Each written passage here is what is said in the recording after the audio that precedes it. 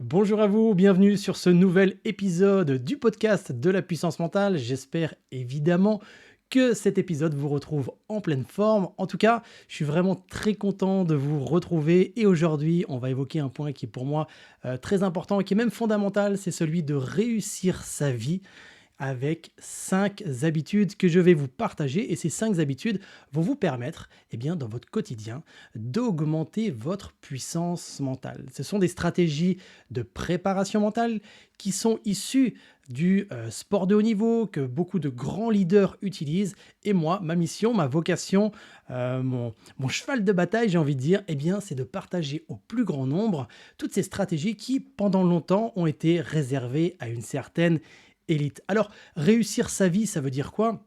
C'est vrai que parfois ça peut paraître un peu pompeux de dire ça, mais en fait, réussir sa vie, c'est... alors, évidemment, on a tous notre propre définition de la réussite, mais finalement, c'est être la personne que l'on souhaite, c'est réussir à mettre les actions que l'on souhaite en place et finalement devenir en quelque sorte inarrêtable en direction de nos rêves, de nos projets, de la vie qui nous inspire réellement. Et lorsqu'on arrive à ça, on se rend compte que notre mode de fonctionnement, notre style de vie inspire beaucoup plus de personnes qu'on ne peut l'imaginer.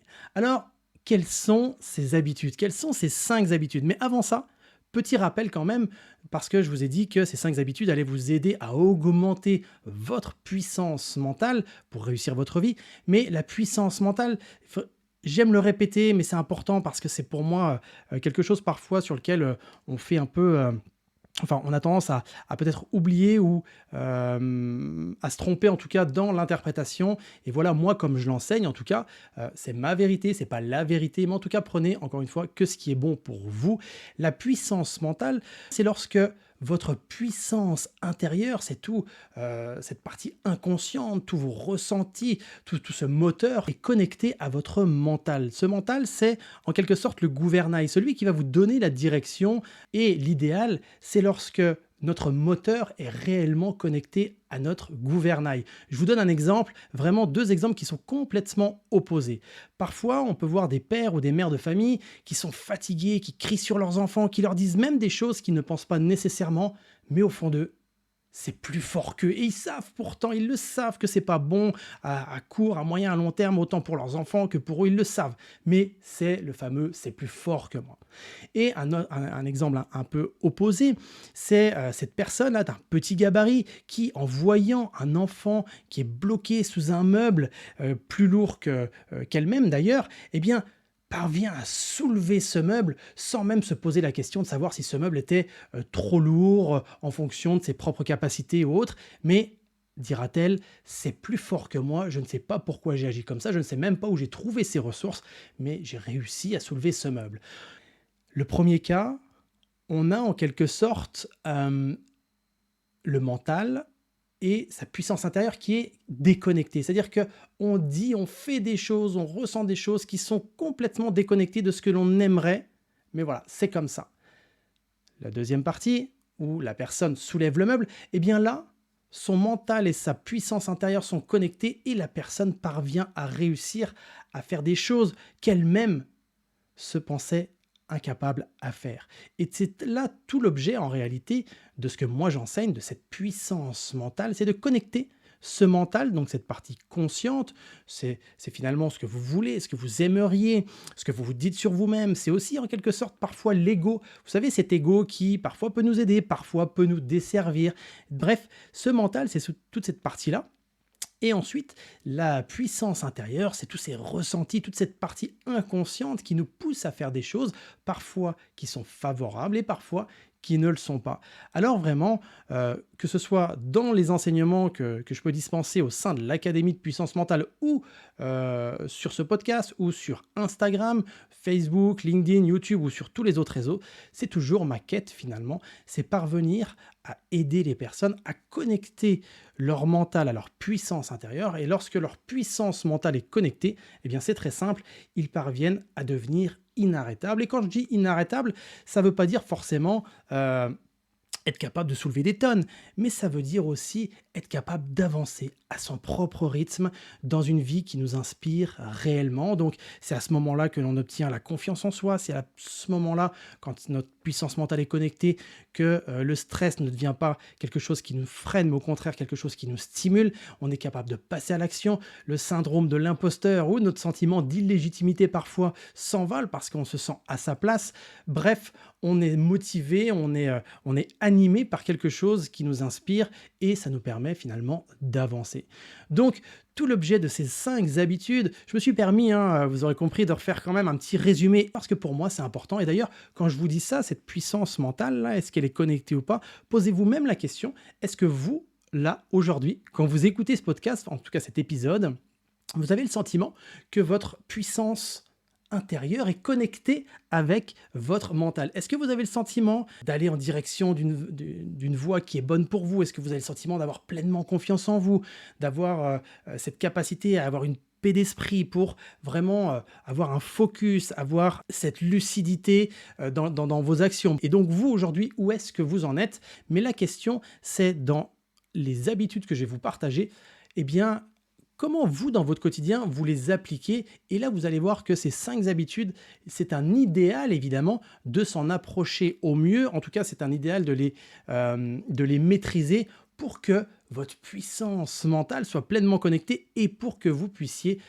aller vers une direction qui soit bonne pour vous. La première habitude, roulement de tambour. Je fais vachement bien le roulement de tambour, non, vous ne trouvez pas?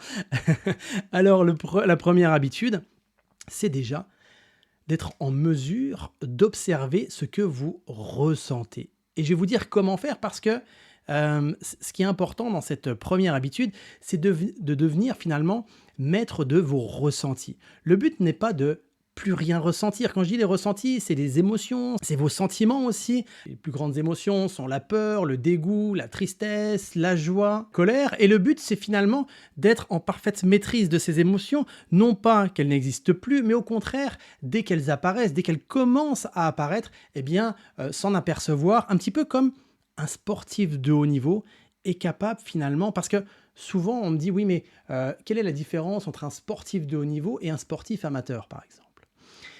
Le sportif de haut niveau, lui, se connaît parfaitement sur le bout des doigts. Il est en mesure de savoir quand il est dans cette zone de maîtrise ou au contraire quand il est dans cette zone où justement il n'est pas en maîtrise de ses émotions, de ses comportements, de ses actions. Donc là, tout l'objectif, un peu comme un sportif de haut niveau, quel que soit aujourd'hui votre état, quand je dis état, votre statut même, vous soyez un homme, une femme, un entrepreneur, un chef d'entreprise, un salarié avec emploi, sans emploi, sportif, étudiant, peu importe, l'objectif c'est vraiment d'être en mesure de connaître vos émotions, de savoir surtout quand est-ce qu'elles apparaissent et ensuite, eh bien, savoir quoi faire pour les gérer. C'est finalement la question à se poser quand on est en colère, quand on ressent de la tristesse, mais aussi quand on ressent des émotions qui sont agréables, parce que j'aime pas parler des émotions qui sont positives ou négatives, parce que pour moi, c'est pas un terme approprié.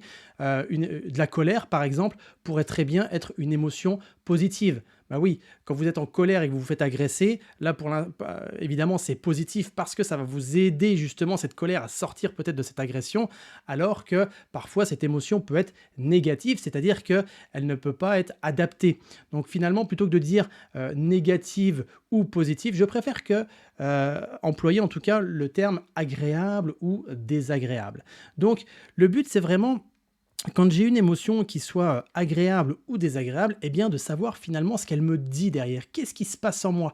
Quelle expérience je suis en train de vivre? Parce que là, c'est une expérience que tu vis et plus tu vas avoir conscience de ce que tu es en train de vivre, plus tu vas savoir derrière quel est le besoin qui est pas nourri ou au contraire le besoin qui est nourri. Parce que sachez une chose, c'est que derrière chaque émotion que vous vivez, il y a quelque chose qui est nourri ou qui, au contraire, n'est pas nourri. Entre vous et moi, ça, c'est ce genre de choses qui sont toutes simples, mais qui devraient être apprises à la maternelle. D'ailleurs, si des enseignants, des professeurs nous entendent, n'hésitez pas à partager ça aux plus jeunes, même à vos proches, à vos enfants, à vos cousins, à vos voisins, peu importe, parce que ça, quand on le sait, ça nous permet d'être en maîtrise de soi et finalement de ne pas rester dans ces émotions qui soient désagréables trop longtemps. Donc là, la principale question à vous poser lorsque vous allez observer vos ressentis, vos émotions, c'est quelle expérience je suis en train de vivre actuellement? Et comme ça, en prenant du recul, ce qui va être important, c'est de mettre beaucoup d'humilité, de vulnérabilité en disant: «OK, qu'est-ce que je suis en train de vivre là comme expérience?» Parce que, comme le disait Carl Jung, tout ce à quoi tu résistes persiste. Donc plus vous allez résister à vos émotions inconsciemment, eh bien plus elles vont persister. Et là, le souci, où on arrive à des situations qui ne sont pas celles qu'on attendait préalablement. Donc, que vous viviez des émotions qui soient agréables ou désagréables, règle number one, habitude numéro un, c'est d'observer ce que vous ressentez avec cette subtilité en vous posant cette question: de quoi j'ai besoin, qu'est-ce qui est important, qui n'est pas nourri et quelle expérience je suis actuellement en train de vivre. La deuxième habitude, c'est celle moi qui m'a permise de gagner en force. Quand je dis en force, c'est autant la force mentale que la force physique. Et c'est celle-là qui, je l'avais mise de côté pendant des années parce qu'elle est un peu contre-intuitive et c'est vrai que quand on l'applique, ça fait une grosse différence. Roulement de tambour ou pas? On fait un petit roulement de tambour? Allez, on fait un petit roulement de tambour, Made in Geoffrey. Habitude numéro 2, aimez votre vulnérabilité. Alors, j'entends déjà certaines personnes me dire: «Oui, mais être vulnérable et être connecté à sa puissance mentale, ça paraît incompatible». En fait, la vulnérabilité, c'est cette capacité à observer, à ressentir ses failles, à savoir où est-ce que là, on a peut-être certaines fragilités. Et finalement, comme si vous étiez capitaine d'un navire et vous étiez en capacité de voir s'il y avait des trous dans la coque pour éviter justement que l'eau s'infiltre dans votre bateau. Donc le but, c'est de savoir où sont vos fragilités, un peu comme un sportif de haut niveau qui se poserait la question: qu'est-ce que je peux améliorer? Et aujourd'hui, en fonction de vos objectifs, en fonction de ce que vous fixez dans votre vie, ce qui est intéressant, c'est de prendre du recul, d'écouter l'habitude numéro 1, comme je vous disais, vos ressentis, et en habitude numéro 2, d'observer vos vulnérabilités, vos failles, c'est de vous poser la question: qu'est-ce que aujourd'hui je peux améliorer? Est-ce que c'est mon leadership? Est-ce que c'est la communication avec mes collaborateurs? Est-ce que c'est le fait de gérer mieux mon énergie?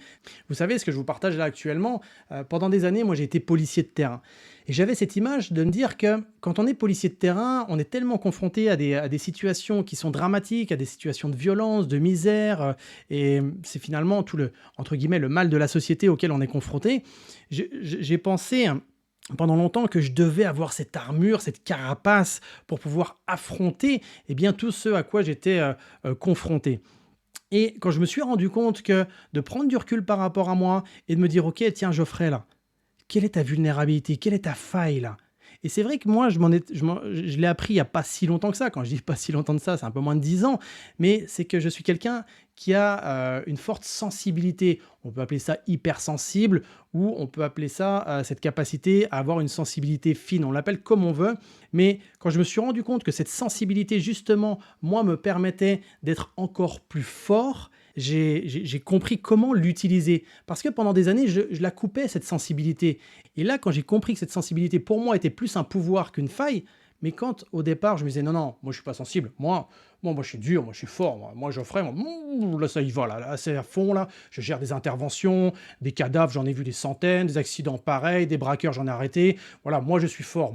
Oui, oui, d'accord, t'es fort.» Sauf que, en niant cette sensibilité-là, je ne savais pas pourquoi. Parfois, la nuit, je me réveillais en étant complètement perdu. Parfois, j'étais chez moi, je me mettais à pleurer, je ne savais même pas pourquoi, en ayant des images qui me revenaient. Bref, quand j'ai compris qu'au final, j'étais sensible et que cette sensibilité, plutôt que de la cacher, plutôt que de la nier, j'allais l'utiliser pour être encore plus fort, là, réellement, ma vie, elle a changé. Parce que quand vous êtes je vous donne un exemple, quand vous êtes sur une intervention de police, où vous intervenez par exemple sur des violences conjugales, et qu'il y a un petit bout de chou de 3-4 ans qui est présent face à vous, qui vous regarde avec ses petits yeux en train de pleurer, et qui est en train de te regarder en te disant: aide-moi dans cette situation-là parce que mes parents sont en train de se tabasser et je ne sais pas quoi faire. Si là, à ce moment-là, moi je reste avec cette armure de policier, qu'est-ce qui se passe? Je ne crée pas le contact avec la petite. Alors qu'en réalité, quand je vous raconte une histoire réelle, hein, cette petite brune aux yeux bleus, quand je la vois, je lui parle, je me mets à sa hauteur, j'emploie un ton de voix qui est là pour la rassurer, j'utilise ma sensibilité. voyez? Et ce qui finalement, alors en tout cas j'ai fait du mieux que je pouvais, mais est-ce que ça l'a aidé à moyen et long terme? Je ne sais pas. En tout cas à court terme, j'ai vu dans ses yeux qu'elle était rassurée, d'accord? Donc là, si je vous donne cet exemple-là, c'est très simple. C'est que si je n'avais pas aimé ma vulnérabilité, et en l'occurrence ma vulnérabilité, c'est le fait d'être sensible, eh bien je n'aurais pas eu cette capacité à connecter avec cette petite fille. Et aujourd'hui, dans mon job actuel, parce que je ne suis plus policier évidemment, je ne suis plus opérateur sur le terrain, je ne suis plus non plus formateur en préparation mentale dans la police, je suis responsable de l'Académie de puissance mentale, comme vous le savez, mais aujourd'hui, quand j'accompagne des personnes qui ont des grands challenges, que ce soit des sportifs, que ce soit des grands dirigeants, que ce soit des hommes politiques, que ce soit des personnes qui ont des ambitions fortes, aujourd'hui, cette sensibilité, moi, c'est une réelle force. Elle me permet de détecter des choses chez les personnes qu'elles-mêmes ne détectent pas. D'accord? Donc ça, c'est important. Demandez-vous aujourd'hui quelle vulnérabilité vous avez, quelle faille peut-être, ou qu'est-ce que vous considérez comme étant une faille qui finalement peut vous aider. Beaucoup de personnes, moi, me disent, tiens, encore pas plus tard qu'hier, j'ai une personne que je dois avoir au téléphone dans 4 jours parce qu'elle souhaite intégrer l'Académie de puissance mentale, la formation de coach en préparation mentale. Et dernière question, dans le formulaire, je dis, qu'est-ce que vous souhaitez rajouter? Elle me met, je suis timide. Parce qu'en fait, 99,9999% des gens qui ont le sentiment d'être timides considèrent que c'est une faille qui les empêche d'avancer. Alors qu'en fait, quand on transforme, déjà, quand on a conscience de cette faille, qui au final n'en est pas une, mais en tout cas quand on a conscience de cette vulnérabilité, en tout cas ce qui fait que aujourd'hui ça nous rend vulnérables, deux, on se demande comment la transformer. Et là en l'occurrence, cette timidité-là, elle a énormément d'avantages. C'est cette capacité finalement à être silencieux face à une situation pour être encore plus observateur. C'est cette capacité à ne pas dire n'importe quoi quand on n'a pas envie de dire quelque chose. Il y a énormément d'intérêt finalement à être timide. Sauf que la personne qui est timide, elle considère que c'est uniquement une faille et pour elle, c'est quelque chose qui est en elle. En plus, c'est très identitaire. Plutôt que de dire timide, est-ce que le mot « je suis réservé » par exemple ne serait pas plus valorisant intérieurement pour la personne? Bref, après tout ça, c'est un travail à faire. Mais en tout cas, l'habitude numéro 2, c'est de vous poser comme question: aujourd'hui, dans ma vie, qu'est-ce que j'ai le sentiment qui m'empêche d'avancer, qui au final, cette vulnérabilité pourrait être une force? Concrètement, c'est ce que font tout le temps les sportifs qui excellent, les sportifs de haut niveau, les personnes qui réussissent des grands projets ont toujours cette capacité à s'observer et cette capacité à savoir où sont leurs vulnérabilités pour pouvoir améliorer, pour pouvoir devenir la meilleure version d'eux-mêmes. Donc, on passe maintenant à la troisième habitude qui est tellement fondamentale. Et peut-être que pour vous, ça va vous dire « Oh, c'est difficile celle-là » ou au contraire, ça va être facile pour vous. C'est le fait de savoir dire non ou savoir dire oui avec justesse. C'est finalement avoir cet alignement entre ce que vous ressentez et ce que vous exprimez. En début d'épisode, j'expliquais que la puissance mentale, c'est lorsque ce que vous ressentez, ce que vous pensez et ce que vous dites est connecté. Et là, ça va être exprimer ce que vous ressentez. On vous demande, tiens, est-ce que ça te dirait de sortir ce soir? Au fond de vous, vous êtes fatigué, vous sentez que vous n'avez pas forcément envie, mais votre mental vous dit peut-être, oui, mais si tu dis non à cette personne, si tu dis non à cet ami, peut-être qu'il va dire que tu es un feignant, peut-être qu'il va dire que tu sors jamais, peut-être qu'il va dire que tu es vieux avant l'âge, peut-être que... Et là, il y a toute cette déconnexion. Au final, peut-être que vous allez y aller, vous avez peut-être dit oui à cet ami, en vous disant non à vous-même, d'accord? Donc il y avait cette déconnexion entre ce que vous ressentiez et ce que vous avez exprimé. Vous allez à la soirée, peut-être que ça fait plaisir à votre ami, mais au final, vous passez pas forcément le meilleur des moments. Donc posez-vous cette question: à quoi je dis oui? À quoi je dis non? Parce que reprendre cette maîtrise-là de savoir à qui vous dites oui, à qui vous dites non, à quoi vous dites oui, à quoi vous dites non, ça va être extrêmement important. Je vous donne un exemple. Il y a de ça quelques temps, un ami m'appelle, c'est ce genre d'appel que j'ai tout le temps lorsque j'ai justement pas besoin d'avoir ce genre d'appel parce que pour moi, vous allez comprendre, c'est très difficile de dire non justement. Moi, j'ai une valeur qui est d'aide, de partage, qui est très important. Et pour moi, l'engagement, la famille, l'amitié, c'est quelque chose qui est fondamental. Dernièrement, donc il y a de ça quelques temps en arrière, j'ai un ami qui m'appelle et qui me dit: «Tiens Geoffrey, j'aurais besoin que tu aides ma fille parce qu'elle rencontre un petit souci en ce moment et est-ce que tu pourrais la coacher?» Il me demande ça au moment où j'étais littéralement sous l'eau.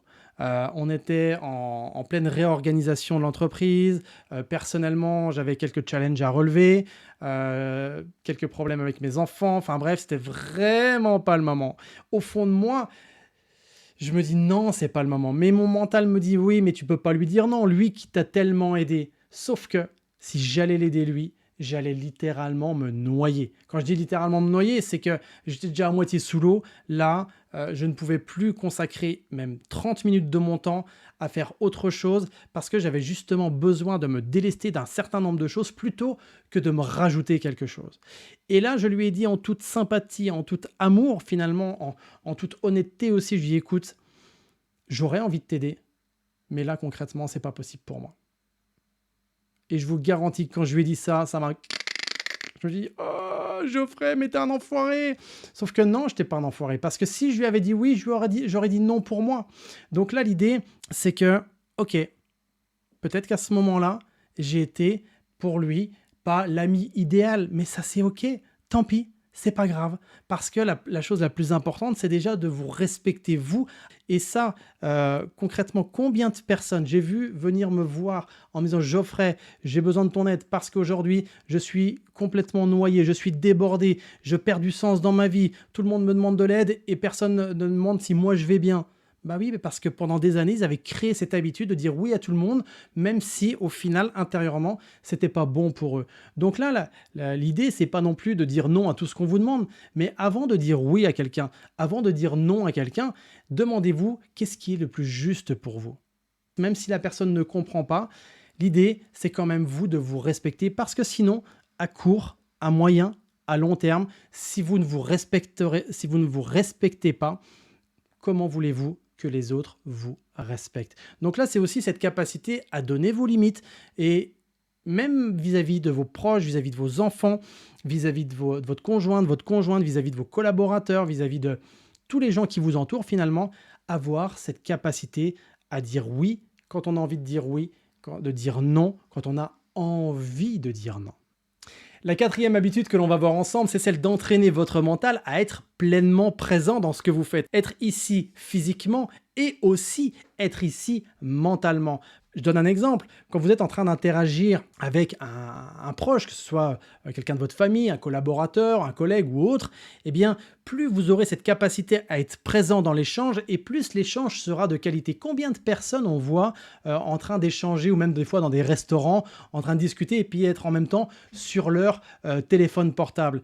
Donc là, l'idée, c'est de reprendre la maîtrise de son mental pour que lorsqu'il a tendance parfois à dévier soit vers le futur, soit parfois aller vers le passé de façon complètement inconsciente, c'est-à-dire de façon complètement automatique, là l'idée c'est de reprendre la maîtrise de son mental en s'entraînant justement à être pleinement présent. Et ça, on peut le faire avec des exercices tout simples. On est en train de manger, on se concentre uniquement sur le fait de manger. On est en train de parler avec quelqu'un, on se concentre uniquement sur la conversation qu'on a là. Un petit peu comme si vous vous disiez, c'est la dernière fois que je discute avec cette personne.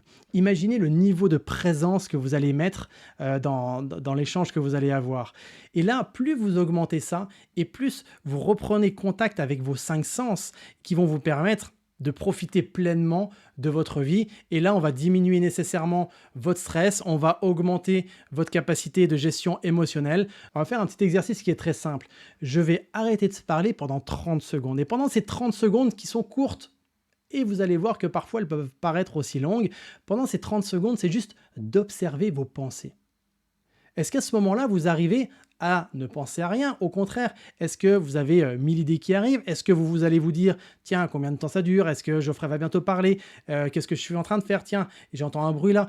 Vers où votre esprit va être attiré? Donc ça, c'est vraiment l'idée d'observer vos pensées, parce que plus vous allez entraîner votre mental à observer ses pensées, et plus vous allez reprendre la maîtrise de vos pensées, et comme ça va vous éviter d'aller sur le pilote automatique vers un endroit ou un autre.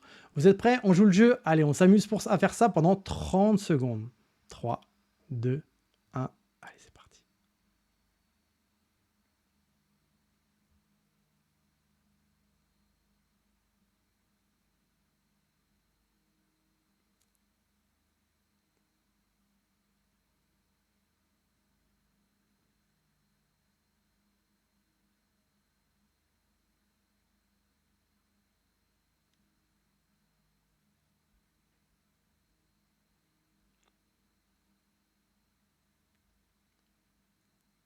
30 secondes. Vous imaginez à quel point 30 secondes dans votre vie, ça peut paraître court, ça peut paraître long, mais juste donner 30 secondes de silence pour observer ses pensées. À quel point justement ça peut être salvateur pour vous. À quel point ça peut vous aider à reprendre de la maîtrise dans votre présent, de la maîtrise dans votre quotidien. Donc ça, c'est ce que je vous invite réellement à faire. On peut utiliser aussi ce petit concept que j'aime, c'est le 333. Vous faites 3 fois par jour, 30 secondes, donc de calme intérieur, de je fais pause et j'observe un point, ou je fais pause et j'écoute mes pensées.